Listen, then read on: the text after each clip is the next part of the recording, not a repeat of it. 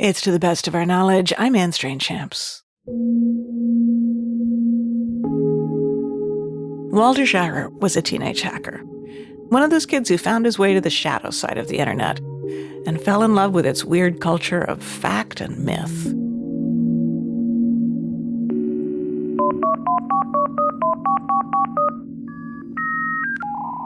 This is I guess when I was in middle school.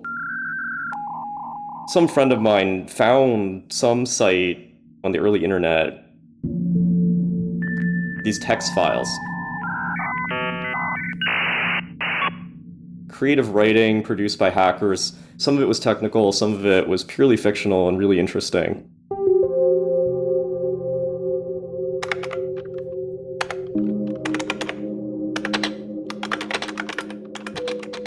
It was very underground, cheat codes, video games, and things of that nature. But then it would dive deeper, where it's have you ever considered how your operating systems work? Have you ever heard of this Unix operating system? This is what businesses and the government use, right?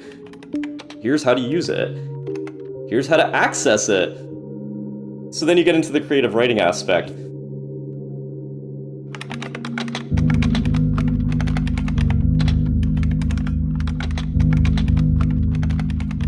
It's by the way, I was on this Unix system that I accessed through the federal government of the United States, right?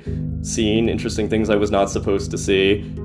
UFOs, paranormal activity, stuff that couldn't possibly be true, but it was intriguing enough where you wanted to keep reading. There's a very famous hacker group, the Cult of the Dead Cow, that loved telling reporters that they had this... I love the name. Right? Special way to move satellites in orbit. Not technically feasible, but it seemed plausible enough. The hacking world was not very large, and so it was not that difficult to find the quote-unquote elite hackers, but of course they were the elite. So I was kind of the bottom feeder, the neophyte. The kid brother. Exactly. So hackers were really upset as they started to gain some notoriety with their portrayal in the press. Clinton is a hacker, a computer genius who illegally breaks into computers for fun. Hackers basically convinced Dateline NBC that they have recovered evidence of UFOs from government military facilities. Mm-hmm. So the episode features this hacker who appears in this anonymous fashion. His voice is altered, his face hidden. So you can't, make out his appearance. That's the only way Quentin would agree to talk to us. So does he have one of those deep, gravelly voices? Yeah, exactly. I have access, you name it, government installations, military installations. He's at his computer, and these text files are flashing by. Catalog of UFO parts list, all this crazy stuff. What the hackers end up doing is going through this culture building exercise on their end, hoping that people who are thinking critically about this news story realize, wait a minute, why isn't this the emphasis of the episode, right? Did you take part in any famous exploits, or are there things that you did that you will not reveal on the air? I wish. Yeah. No comment.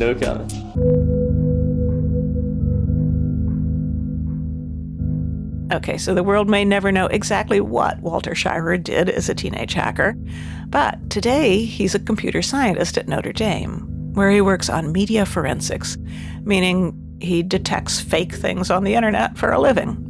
That's also the title of his new book, A History of Fake Things on the Internet.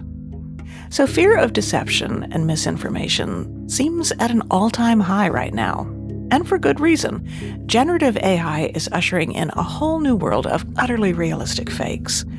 I don't think we're ready for it, which is why I wanted to talk with Walter Scheirer. He is a realist about the digital future, and what he sees isn't the end of truth, but the next iteration of the human imagination. Case in point, a couple of years ago, he set his students to scour the web for examples of fake content, and they found plenty. Just not what they expected. What we started to notice is that, there's a ton of manipulation out there, but it's almost always in meme format. So images that are not secretly edited to fool you, images that are obviously edited. And they're usually humorous, right? There's some sort of joke embedded in the content. But in some cases, the meme is suggesting, right, some alarming things. We have a large collection of anti-vaccine memes, some pretty humorous memes.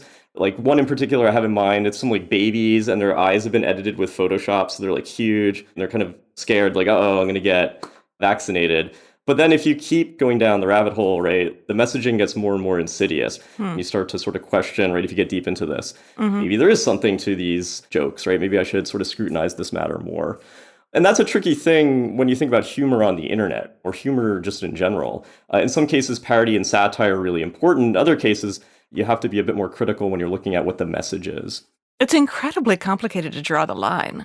What is harmless and what is dangerous and deceptive? Have you arrived at any clarity around where does that line lie?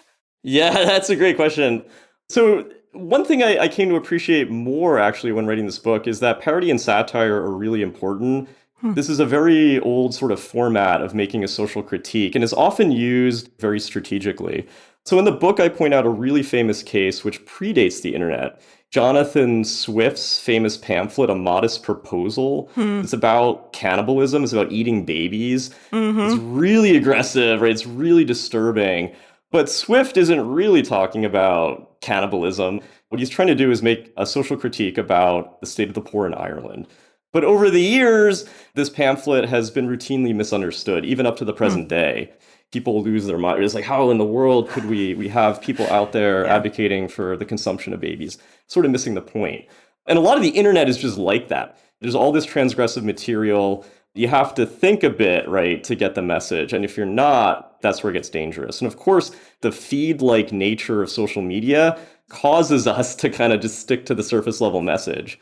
Let's talk about deep fakes. When people talk about being really afraid of fake things on the internet and about a tsunami of fake content, is that overblown? Yeah, so this is a question that's been coming up recently. So deepfakes now have been around a little while. They first appeared on the internet in 2017. Huge concern right away that you would have videos appear in a political context that change the course of an election or lead to political violence, really bad sort of doomsday-like scenarios. But none of that has transpired. As far as anybody can tell, deepfakes have had really no impact on politics whatsoever. Where they do really concern me, where I am really sort of wary of them, when they target individuals. For instance, there's been a rise in deepfake pornography. The tool is being used now basically to humiliate women. And that is completely unacceptable. So revenge porn, you're talking about where somebody photoshops the girlfriend who dumped them. Or, wasn't there a recent case of a journalist in India? She wrote something critical of the exactly. government. She was a prominent politician, and she was targeted with this deepfake pornography to basically discredit her. Which I think she has said kind of destroyed her life. Exactly. Another case, too, it's been coming up. There's this really perverse genre of pornography. It's like fantasy porn. I want to see this actress in this pornographic scene. So you use a deep fake to construct this. This is a huge problem. I feel like this is like a human rights issue, fundamentally. You're seeing children do this now, right? There have been several cases in like middle schools, high schools where this has come up. But what worries me, a lot of the conversation is around those sensational things, and we often lose sight of the real problems that are affecting real people. The deep fakes in the pornography realm haven't received the same treatment in the news that all the political stuff has. And I think that's a real problem. I guess the other thing that people seem to worry about an awful lot is that because of the global reach of the internet, the overall impact of deepfakes is to create a culture in which there's just a breakdown of trust and a feeling that how can we count on anything to be real, and that's ultimately is going to wind up sabotaging democracy. Yeah, so I think this is a pretty interesting insight that relates to the design of the current internet. So a lot of my time recently has been thinking about alternatives to this. If you look back to the early days of computer networking, it wasn't like this. You would have more localized computer networks. You had these things called bulletin board systems, right? So somebody in a local community would put their computer on the phone network and people would dial into it. Usually, again, it was like a special topic board. So people interested in something like knitting, right? There would be like a knitting bulletin board, like whatever your favorite hobby or interest was, there was something out there. And so you didn't have these global services where with a click of a button, I'm reaching basically everybody who is subscribing to the service who's online. And it sort of worked a lot better. There's a scholar of media theory at the University of Virginia, Kevin Driscoll, who wrote a fantastic book called The Modem World. And he makes this case that maybe decentralizing things on the internet such that amateurs have some control over the infrastructure like we did back in the 80s and 90s would be really good and healthy. And I really agree with that. I think this is a fantastic idea. I also think it's not that expensive to do this. I think it's just we got to get people to sort of unplug from these giant social media services and go back to this older model. And again, many people are familiar with this because they've been online as long as I have, since like the early 1990s. The way you wrote about the days of the hackers, there was definitely a feeling of, the internet wants to be free. And I felt like that's where you were coming from. And then, which I couldn't quite put together with knowing that here you are teaching at Notre Dame. And I know that Catholic social thought has informed the way you think about the internet. And somehow I was having a hard time putting these two things together. Former hacker, Catholic social thought. Can you explain? Yeah, so I think behind this whole book project is really the idea of community and how do communities form. Like the hackers I just mentioned, right? This is a really interesting subculture. You have a bunch of people who are connecting for the first time and building something that endures. Hackers go on to create the computer security industry, like they do extraordinary things. Some of them go into politics, like Beto O'Rourke famously was a member of the Cult of the Dead Cow. How do you build a community like that? It seems to me like the internet has huge potential for bringing people together. And of course, if you turn to Catholic social teaching, it's really about how do we sort of flourish in a communal sense? How do you build some notion of the common good? And if you turn back the clock and look at the ideas that formed the construction of the internet we have today, a lot of that comes from Marshall McLuhan, the famed media theorist. He's very much associated with the counterculture in the 1960s. One fact that a lot of people don't know, he was a devout Catholic. I did not know that. He converted to Catholicism, and he believed that the Catholic faith was the ultimate media system because you're always in communion with the saints, right?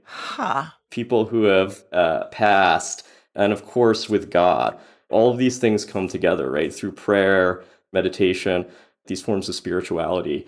And it's interesting to see those ideas then sort of trickle down into his thinking about the media. He was obsessed with this idea of uniting the entire planet through information networks. There's also a little element almost of transubstantiation, isn't there? Didn't he write about, in the end, we will become information? Yeah.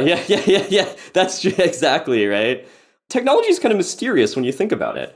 I don't think that's entirely a crazy idea. A lot of people are talking about emerging technologies in this way too. Think about AI, right? Is there some spiritual dimension to it? And again, I think there's something to that. And of course, all these things, when we think about technology, are, human creation. And in Christianity, right, we're called to co-create with God. He gave us this facility to create. And so that, I think, is sort of like a very powerful message behind the scenes with a lot of this stuff. Say more about AI and the spiritual component. That's nothing I have imagined. Mostly, exactly. All you hear about is AI is going to eat humans. Yeah, exactly. We have these like doomsday notions about AI. Now, again, as a practicing computer scientist, I have a more realistic, grounded view on AI and its limits. It's not going to destroy the world anytime soon. I'll reassure all of the listeners out there that we have more pressing issues here on planet Earth to deal with. That said, then you have another community that's like, we're going to create this super intelligence and then worship it. That's not a great idea. And also, again, sort of, is the super intelligence even possible? Is this where the technology is heading? Again, from the realistic vantage point of a computer scientist, no. Then there's this really interesting third perspective, which again comes back to this idea of technology and creation, right? It's like, where does AI come from? Well, it comes from all of us. The most powerful AI systems, ChatGPT, Midjourney, DALL-E, these things are trained on the data that we generate and then ship to the internet. It's sort of like a reflection of all of us, the human community. And that's actually reassuring, right? I mean, yes, it's going to have some flaws because humanity is flawed, but this is kind of neat. We've all had input into these systems. Well, there's this concept that you bring up that I find really fascinating, the myth cycle. So this was a concept the great anthropologist Claude Lévi-Strauss came up with, this idea that we live in kind of two different realms, the real world, the realm of truth, and this myth cycle, which is, well, what? Yeah, so Levi-Strauss had a really keen insight in that the imagination is really useful for human survival, interaction with others, problem solving, and it's frequently discounted once you get in the sort of like 19th, 20th centuries. But he's arguing that people are always thinking beyond their immediate circumstances. Why do they do that? Why do they tell these stories in general? If you think about it, if you're like a perfectly rational person, you want to optimize every aspect of your life, why would you waste time telling stories? Why would you waste time making things up? That's not an efficiency. But Levi-Strauss is arguing, but if you're sort of thinking beyond your immediate circumstances, you can do way more than if you're constrained with just this factual knowledge in the observable world you're in.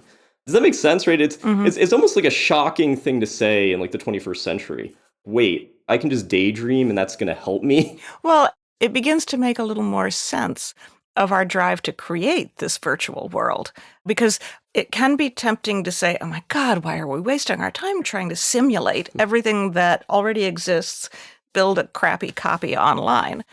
But it seems to me that your point with Levi-Strauss is, no, my God, online is where this enormous human drive to create myth lives. And rather than the enchantment of the world having disappeared, maybe it's kind of sneaking its way back in this wild, inchoate frontier that we've created. And all these little memes actually may be more significant than we think. Yeah, absolutely. Am I getting this about right? You put it better than I did in the book. No. Right? That's an excellent summary. Yeah, I mean, I firmly believe that. Again, it's not terribly surprising when you look at culture through the centuries. So much of culture is filtered through some sort of myth cycle. And memes are just, again, sort of like a rapid fire moving the myths around, which I think is really neat. There's such a strong human desire to do this. We're further developing really innovative technologies to tell stories, right? Surprise, surprise, as time goes on. I think that's like largely misunderstood. It's like, what is the internet for? Again, I think a lot of people would still say it's the information superhighway. You go there to get facts, to get your work done. And that's what it's for, right? You still hear this corporate messaging from the dot-com era of the 90s, but it was never really meant to be that, right? It was really McLuhan's vision of this creative space where, again, we're going to share projections of our imaginations. Levi-Strauss would sort of be smiling about all of this. You know, this is the natural progression of the myth cycle. That's Walter Scheirer, a computer scientist at Notre Dame and author of A History of Fake Things on the Internet. Coming up, writer Meghan O'Giblin goes looking for the soul in the machine. I'm Anne Strainchamps. It's To the Best of Our Knowledge from Wisconsin Public Radio and PRX.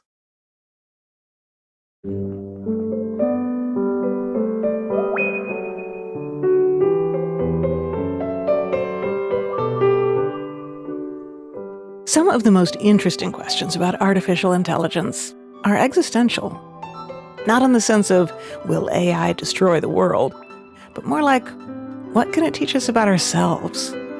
About the deep nature of our own human minds? What's the difference between machine and human intelligence? Well, Meghan O'Giblin is one of the best writers I know on this subject. In her book, God, Human, Animal, Machine, thinking about the nature of machine intelligence leads her to questions about her own creativity, about the unconscious, and our human longing for transcendence. Before we get started here, just for kind of scene setting, is there anything to mention? Scene setting? I know. I racked my brain. And because Meghan lives in Madison, Wisconsin, just a few miles from our studio, Steve Paulson stopped by her house to get a sense of how she's thinking about AI now.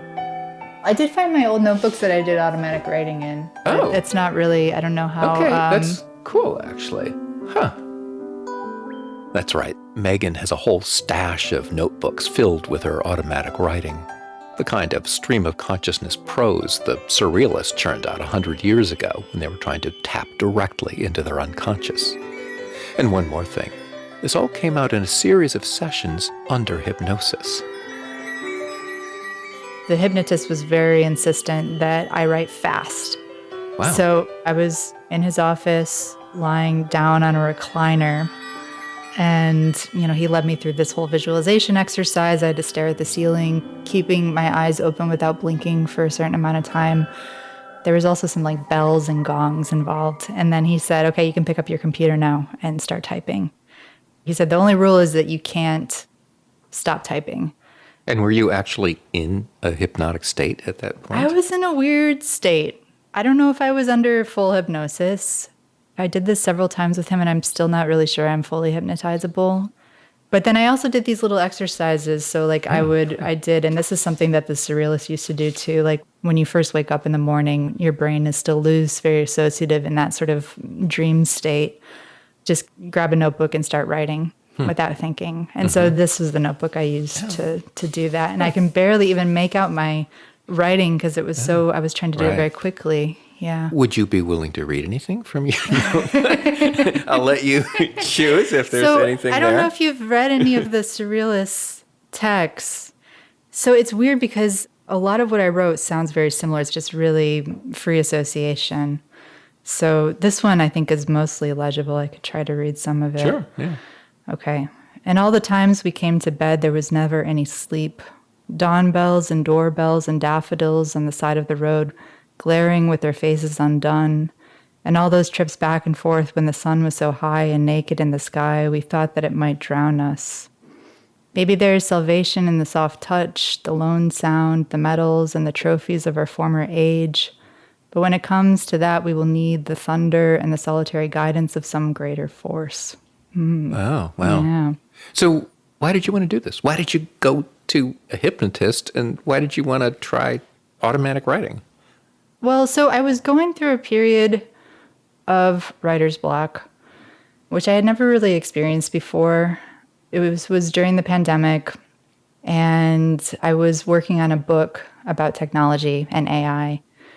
GPT-3 was just released to researchers, and I was reading this algorithmic output, synthetic text, that was just so wildly creative and poetic. These models could basically do a sonnet in the style of Shakespeare or, write just very, very sort of dreamlike, surreal texts, short stories, poems. So you wanted to see if you could do this yourself, not using an AI model, but yourself. Well, I became really curious about this idea of what does it mean to produce language without consciousness? And for me, as somebody who, at this point in my life, I was really overthinking everything in the writing process, and my own critical faculty was getting in the way of my creativity, it seemed really appealing to think about what would it be like to just write without overthinking everything. I think I just got really curious about the unconscious, and especially its role in creativity. Like a lot of writers, I've often felt when I'm writing that I'm in contact with something larger than my conscious mind, that I'm being led somewhere by the piece, or that the piece that I'm writing is somehow more intelligent than I am. And you hear artists talk about this all the time. They feel like they're not really creating so much as they're uncovering something. They sort of become a conduit to some larger consciousness, maybe. I think ultimately what I was looking for was some sort of external meaning or guidance, or some sort of, I don't know, I wanted some sort of guidance on questions in my life. Well, let me ask you about that, because there's some things that are really interesting about what you're saying, given that you're sort of searching for this meaning outside yourself, because you have a rather unusual background for someone who's known mainly as a writer about technology and AI. Not only do you come out of a fiction writing background, which I don't think you do anymore, but I could be wrong, you also grew up in a very religious family. You grew up as a Christian fundamentalist, right? Yeah. My parents were evangelical Christians, and actually everybody I knew growing up believed what we did, basically. My whole extended family are born-again Christians. I was homeschooled along with all my siblings growing up, so most of our social life revolved around church. Yeah, when I was 18, I went to Moody Bible Institute in Chicago to study theology, and was planning to go into full-time ministry. So there definitely was meaning out there in the world for you, I assume, during that whole absolutely. time. I mean, the whole point was everything was infused with meaning and God. Yes. Our lives had a definite purpose. Our purpose as human beings on this earth was very clear. But you left the faith, right? Yeah, I had a faith crisis when I was 2 years into Bible school. I have been having doubts for a while about the validity of the Bible and the Christian God. I dropped out of Bible school after 2 years and pretty much left the faith. I think I began identifying as agnostic almost right away. And is that how you identify now? Yeah, confused, I guess. I don't know. Agnostic is probably the best term. Yeah. One thing that's so fascinating is, so you lost sort of that very hardcore Christian faith, but my sense is you're still extremely interested in questions of transcendence, the spiritual life. That stuff matters to you. Yeah, absolutely. Yeah. I think anyone who grew up in that world doesn't ever, and a lot of people do leave that world, and I don't think anyone ever totally leaves it behind. And my interest in technology, I think, grew out of a lot of those larger questions about, what does it mean to be human? What does it mean to have a soul? You know, all these things that were very certain when I was growing up.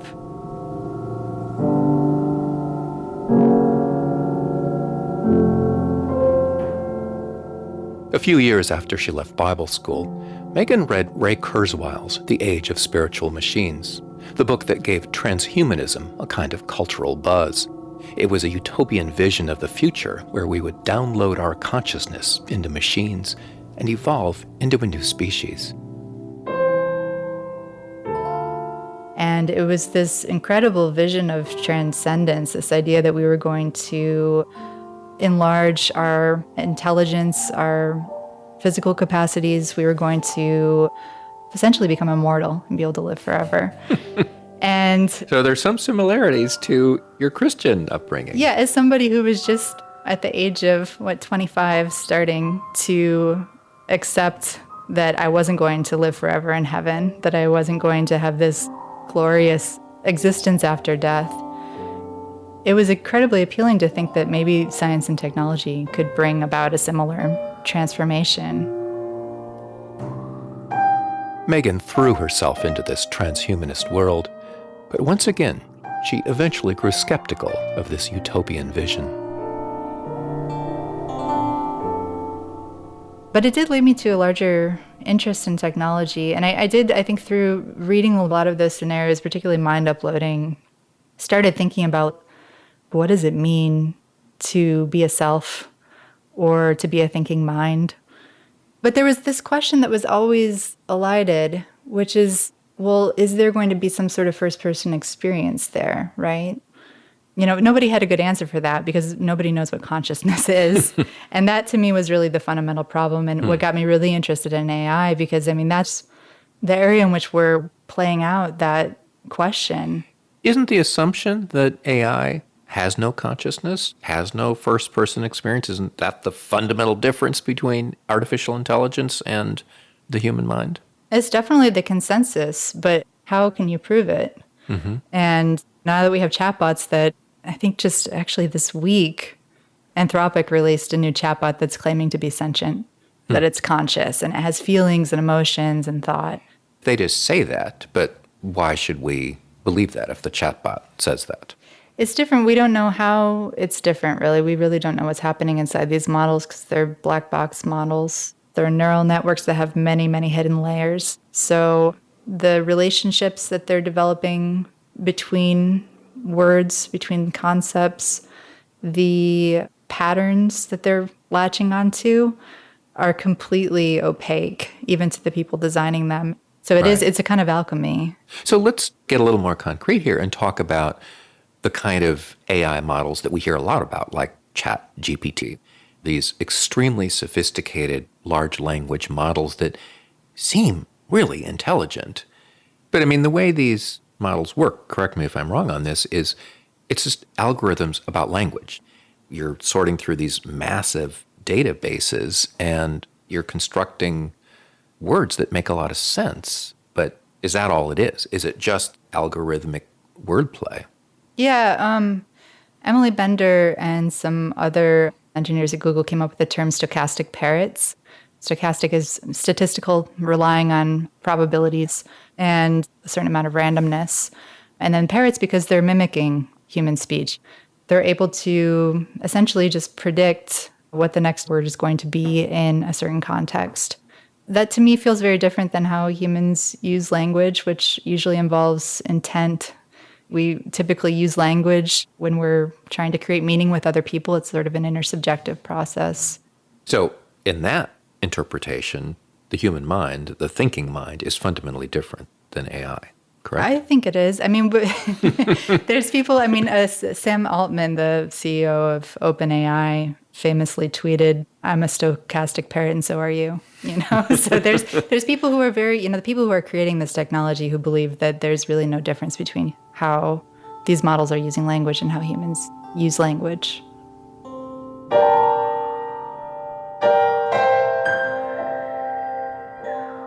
And if you really take that idea seriously, that there's no fundamental difference between the human mind and artificial intelligence, or if AI will generate some entirely new kind of intelligence, well, who knows what's ahead for us? Do you think that an AI so advanced would seem to have godlike capacities? Coming back to our question about transcendence and the future possibilities of machines, will it become so sophisticated we almost can't distinguish between that and more conventional religious ideas of God? I mean, that's certainly the goal for a lot of people developing the technology. Really? Oh, yeah. All the Sam Altman, Elon Musk, they've all sort of absorbed the Kurzweil idea of the singularity. They are trying to create a God, essentially. That's what AGI, artificial general intelligence, is. It's essentially AI that can surpass human intelligence. But just surpassing intelligence is different than God, I think. Maybe it's not. I don't know. I mean, the thinking is that once it gets to a level of human intelligence, it can start modifying and improving itself. And at that point, it becomes a recursive process where there is going to be some sort of intelligence explosion. This is the belief. Yeah, I think that's another thing that is a question of what are we trying to design? If you want to create a tool that helps people solve cancer or come up with solutions to climate change, you can do that with a very narrowly trained AI. But the fact that we are working right now toward artificial general intelligence, that's something different. That's creating something that is going to, essentially be like a god. Why do you think Elon Musk and Sam Altman want to create that? I think they read a lot of sci-fi as kids. I don't know. Obviously, there's economic incentives and profit motives and all of that, but I do feel like it's something deeper. I do feel like people are trying to look for or create some sort of system that is going to give answers that are difficult to come by through ordinary human thought. Do you think that's an illusion? If it's smart enough, if it reaches this singularity, that it can kind of solve the problems that we imperfect humans cannot? I don't think so, because I think it's similar to what I was looking for in dream analysis or automatic writing, which is this source of meaning that doesn't involve thought, or a source of meaning that's external to my experience. And life is infinitely complex, and every situation is different. And that requires this constant process of meaning making, thinking. Hannah Arendt talks about this thinking and then thinking again. You're constantly making and unmaking thought as you experience the world. And machines are, rigid. They're trained on the whole corpus of our human history, right? And so they're reflecting back to us. They're like a mirror. They're reflecting back to us a lot of our own beliefs. But I don't think that they can give us that sense of authority or meaning that we're looking for as humans. I think that's something that we ultimately have to create for ourselves.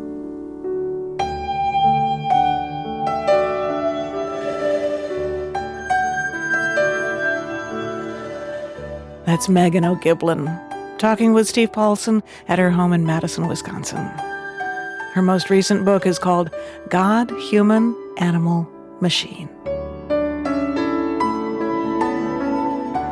By the way, you might like to know, the music in this segment is the kind of thing we might be hearing more of in the future.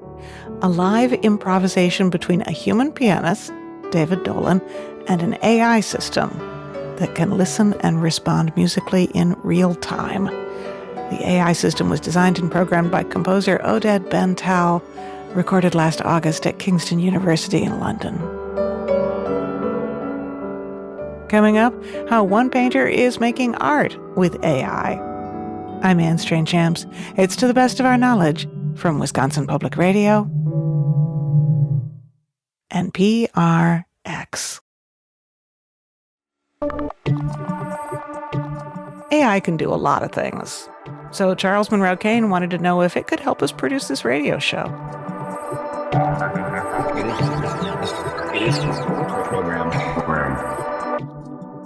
We're going to produce a show. You're part of a whole hour program, which we're asking the question, does AI dream? Gosh. So I'm like, hey, before I get started, what if I ask ChatGPT who I should have on the show and have them, ChatGPT, write the questions? I put in the question, who's the most important person who would be on this show? And of course, 8 seconds later, how quick it is, it was you. Really? Congratulations, I guess. Why do you think ChatGPT chose you in a show called Does AI Dream? Well, I'm flattered.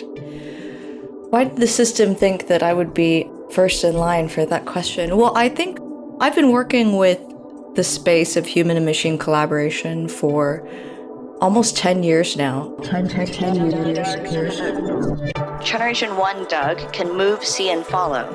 In forthcoming generations, Doug will be able to remember, recall, and reflect. When that happens, I have no idea what he'll draw like, but I'm pretty curious to find out. Thanks.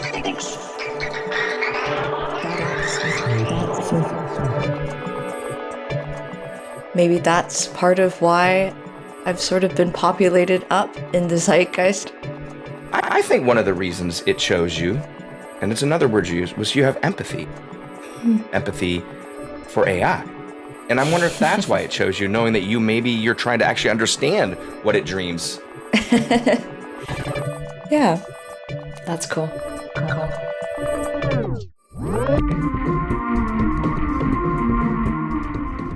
What does it mean to have empathy for artificial intelligence? For Sougwen Chung, it means treating robots and AI systems as collaborators, less like tools or super smart paintbrushes, and more like fellow artists. Chung is a former researcher at MIT's Media Lab, and she's a well-known artist who trains robots to paint with her using AI. So if you're watching, you see her make a brush stroke with black oil paint, and you see the robot mimic her. But then, and here's the thing, at some point Chung stops painting and the robot continues, and it makes something new. Big, abstract, flowing lines, organic shapes. It's beautiful. And it really is a co-creation, because the whole time, Chung is wearing an EEG headset. She's using her brain waves to communicate with the robots, often while she's in deep meditation and in front of audiences. So Charles wondered just how close that connection feels. No, I like it. I think there's something about the work that really opens, it's meant to open up dialogue for people to participate and think about what's actually going on, what are the dynamics at play. I've been building robotic systems driven by a variety of techniques for a while, and with each generation I learn something new. I don't think I like to stay fixed in one particular medium or technique. Yeah, so you're pushing the boundaries, and I got to ask you, why with art? I love art and appreciate art, but why? As do I. Yeah, yes, you do. But maybe you could have explored it as a professor of robotics. Do you have to do art? Is that the way to explore this? Oh, I definitely don't think there's not like a hierarchy of approaches. It's how I think. I think there's something about art that asks questions and doesn't try to find easy answers for things. When I was a researcher at the Media Lab, and started diving into the space of building machines and building my own data sets, I found that a lot of the conditions of being a technologist and an engineer solely are about executing towards a single function. And that was less interesting to me than trying to break things and sort of and use the system in a way that it shouldn't be used to see what I can learn, as opposed to building these, perfect features. I like the error states and I find a lot of value in them. And I think in general, that kind of creative expression, living with the system and the work, has felt very real to me. And I think that's important. No, that makes sense. You can do things with machines, with AI, that humans can't do alone, which must be very exciting for you as an artist. Do you have any story that comes to your mind where, like, this is something I did with the machine, there's no way I could have done this as an alone human? Oh, yeah, absolutely. So I think a few years ago, I built a multi-robotic system connected to the flow of New York City. I don't have the sensory apparatus to be able to see so many different positions and views of an urban landscape. That's just impossible. And also extracting the movement data from it, we used an optical flow algorithm to extract data points to power this robotic swarm, if you would. And that's fundamentally something beyond my physical, visual, and embodied capabilities. It was really exciting and new. What did the end product look like? It was a 3-meter by 3-meter painting that I performed at Mana Contemporary in New Jersey. By the end of it, myself and the robots were covered in paint on a large canvas. So it looked like probably the strangest landscape painting you've ever seen. But it was a way to view those layered ideas in a kind of chaotic way, I guess. When I went to, I didn't know who you were until ChatGPT told me about you. And I went to the art thinking I was going to see this modern. Get commission. I should. I thought it was going to be modern. I had all these ideas of what it was going to be. None of those ideas held up when I got to the art. It's beautiful. Thank you. You have like maybe a headset on and these arms are moving and you're moving with it. The end product of these things isn't this postmodern chaotic thing. It is. Is that a goal? Is beauty a goal? Yeah, no, that's interesting. I think maybe in a way beauty is the goal. I think more so than beauty, I like this idea of escaping my own frame of mind, almost like being in a state of flux and a flow state that puts my own conscious mind out of the equation, I guess. Because I do many of these paintings as a performance. It's a lot about trying to navigate that state of attention and presence from other people on the canvas. How that happens is I try to create movements and a balance with the machine system that grounds me and calms me down. And I think if that output resonates with people in the way that they describe it as beautiful, I think that's really powerful. It's not something I'm trying to do at all, but I think it might be a product of my presence with the system, potentially. Well, I had mentioned earlier that ChatGPT picked you as a guest. I was like, okay, ChatGPT, could you write some questions? Here's the first question that it asked you. You embrace imperfection. Would you be disappointed if you and the machine made something perfect? I think our idea of perfection is really linked to control. And I personally am not that interested in control. I don't think that's not where I find moments of inspiration. One would say, like, if the result of the work is quote unquote perfect, then I think it's predictable. I think it's expected. It means we had an idea in our head of what it was, right, and then it resulted on the canvas. And that's not, as a painter, something that I get out of bed for. If I already have it in my head, then it kind of exists already. What I like about the imperfection of the process is there's real tension, there's real wayfinding involved. There's this idea for this show we're very interested in, and that is hallucinations. The idea that when a machine or AI specifically does something that's unexpected and doesn't repeat it again, that it's called a hallucination. Yeah. What do you think of those moments? They seem important to me. Yeah, I think what's really interesting about where we are with these systems is this idea of machine translation and synthesis. When you work with large data sets like the one that drives ChatGPT or DALL-E or Midjourney or any of these systems, this idea that it's hallucinating is really powerful. I think it comes from the human to anthropomorphize things, which is really exciting. I'm not sure if, I wonder if that's unique to our species, the dream of seeing ourselves in other things, whether that's like our pets or our microwaves or our machines or our cars. I think that mirroring and that echo is really, really fascinating. I would argue that what these systems allow us to do is sort of hallucinate together in an interesting way, bringing new images and new ideas out into the world to create a more vivid imagination about what things could be is kind of exciting. So if that's the outcome of a hallucination, then I'm here for it. You know, for a lot of us, if we want to find awe and wonder, we go to nature. I wonder if you've experienced awe and wonder with the machine.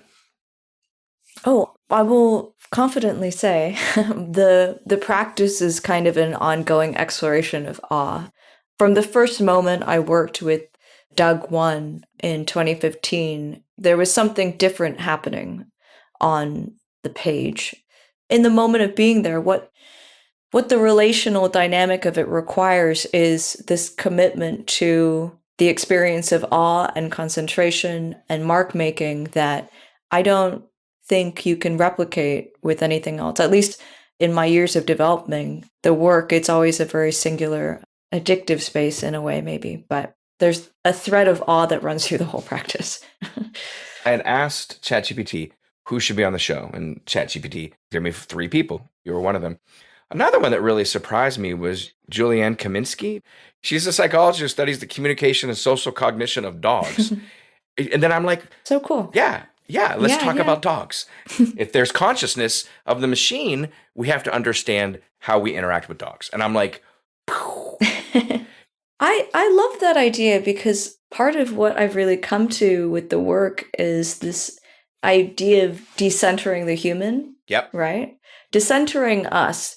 We're always the main character, but we're not. We've seen what happens in the world when human beings regard themselves as the main character, right?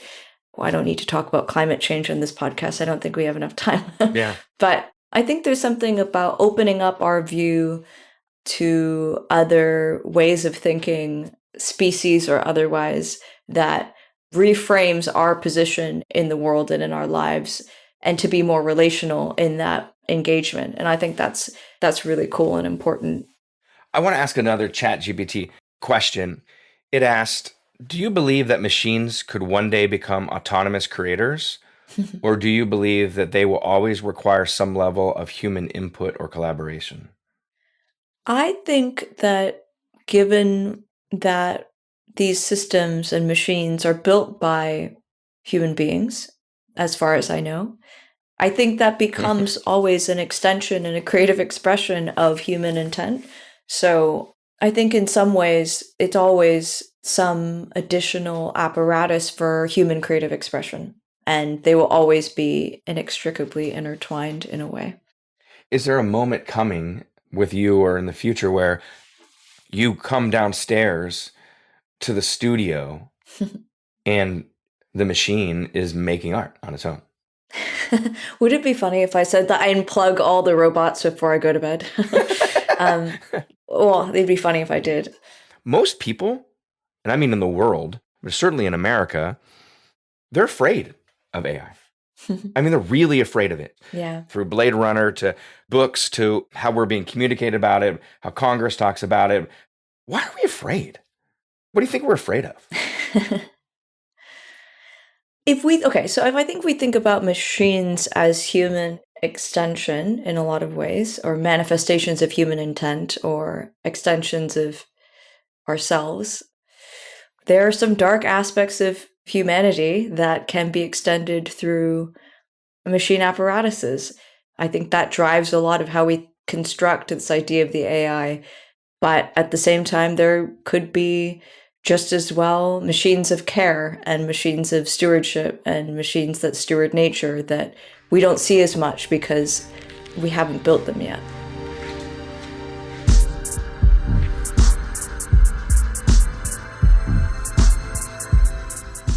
Sougwen Chung is an artist and researcher. She's a former MIT Media Lab fellow and Google artist in residence, and she was recently named one of Time magazine's 100 most influential people in AI. You can see a video of her collaboration with AI robots on our website at ttbook.org. To the Best of Our Knowledge is produced in Madison, Wisconsin, by Shannon Henry Kleiber, Charles Monroe Kane, Mark Rickers, and Angela Bautista. Our technical director and sound designer is Joe Hartke, with help from Sarah Hopeful. Additional music this week comes from Mystery Mammal, BioUnit, Pan-Eye, The Lovely Moon, Young Paint, David Dolan, and Oded Bental. Our executive producer is Steve Paulson, and I'm Anne Strange-Champs. Thanks for listening.